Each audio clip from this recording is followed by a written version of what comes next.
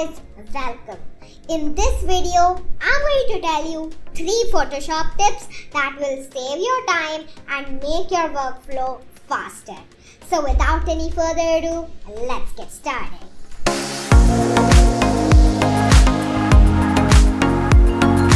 So tip number 1 is the bird's eye view technique. This is a real time saver. Let me show you. So you can see over here I've zoomed in into the eyes of this girl. Now let's say I wanted to go to her lips. How would I do that? I would just move and go to her lips, right? But there's an easier way to do this. Just hold H in your keyboard, click in your mouse, you'll get a bird's eye view of the entire image. Isn't that cool? And if you just keep this box to the area that you want to zoom into, just release the mouse button. There you go. You have zoomed in into the area. Isn't that super cool?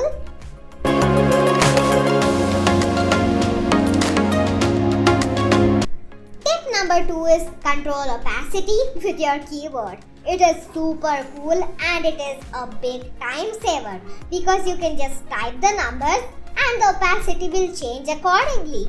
Let me show you. Here you can see I have 2 circles, a green circle and a red circle. Let's change the opacity of the green circle. How would we do that? You change the opacity manually over here, right?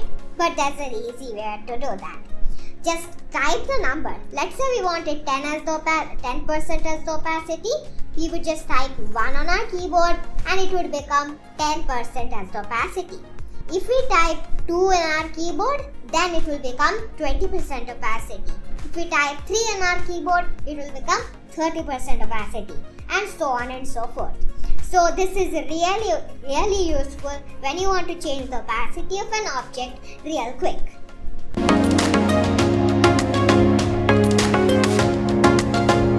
Tip number 3 is the intersect technique. This is really useful when you're creating selections. Let's say you wanted to select the eyes of a girl. It's super easy to do it with this intersect technique. Let me show you. So over here you can see I have an image of an eye. So now let's say I wanted to select this eyeball over here. How would I do that? I would just go to the elliptical marquee tool and then select the area and do it, right? But there's an easier way to do it. You can just draw a selection around the eyeball. So let's quickly do that.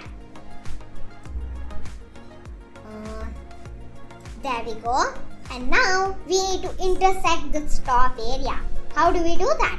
We click Shift and Alt on our keyboard and then we just draw the selection, click space on our keyboard to move the selection. There you go. We are done. So that's how to create an easy selection with the intersect tool. So those are the 3 tips. If you liked any of them, leave a comment below.